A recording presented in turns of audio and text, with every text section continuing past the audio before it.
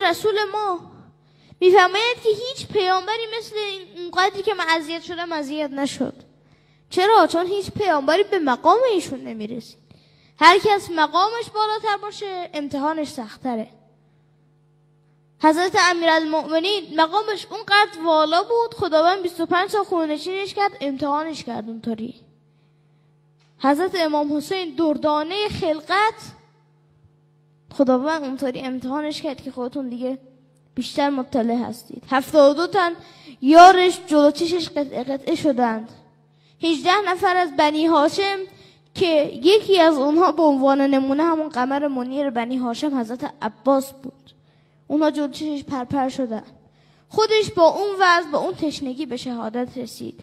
اینا همشون آزمایشن، ولی امام آخرش میفرماید که الهی رضا لرضاک، پروردگارا من راضیم به اون چیزی که تو راضی باشی.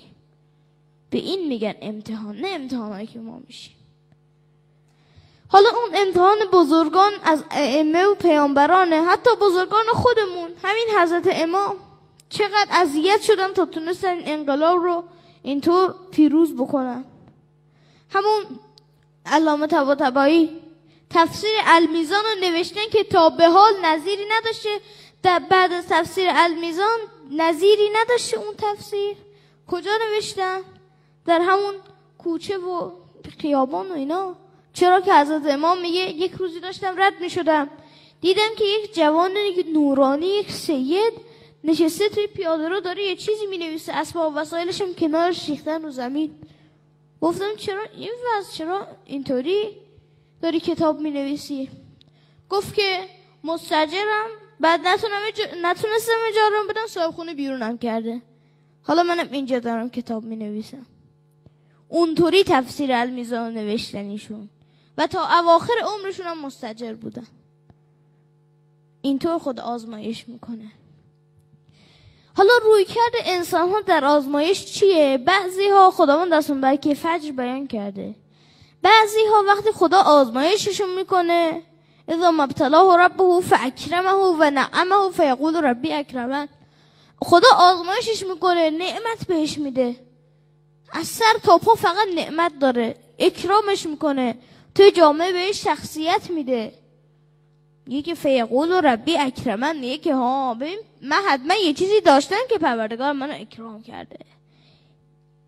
این از این طرف میفته، غرور میگیرتش، از اون طرف میفته. ولی در همین زمینه کسانی بودن که خدا بهشون نعمت داده ولی پیروز شدن در این آزمایش.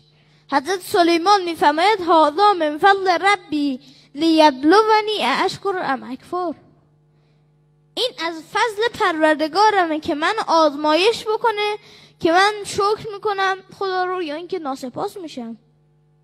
اونقدر حکومت به اون بزرگی داشت ولی هنوز در مقابل خدا بنده بود. به این میگن پیروزی در آزمایش. بعضی ها هم خدا یه نوع دیگه آزمایششون میکنه و اما اذا مبتلا فقدر علیه رزقه فیقول ربی اهانن، خدا میخواد آزمایشش بکنه، روزیشو کم میکنه. مثلا قبلا ماهی چقدر درآمد داشت، حالا این پایین اومده، مثلا شخصیتش در جامعه ازش میگیره، مثلا بالاخره یه مشکلی براش پیش میاد. این به قولی به خدا ناراحت میشه، میگه که خدا به من اهانت کرده. آخه من چرا؟ مگه من چیکار کرده بودم؟ خدا نباید این کار رو با من میکرد. توجه نداره که این آزمایشه.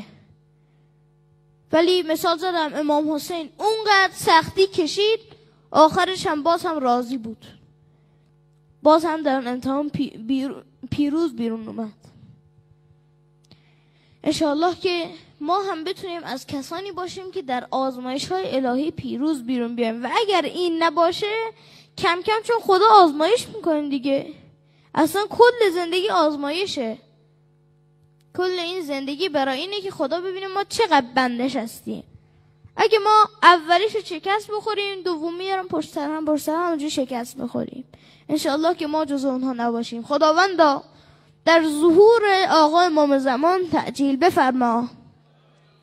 خداوندا ما رو جز یاران و یاوران مخلص اون حضرت قرار بده. خداوندا به ما توفیق بده که در امتحانهای تو پیروز باشیم. خداوندا همه ما را عاقبت بخیر بفرما و السلام علیکم و رحمت الله و برکاته.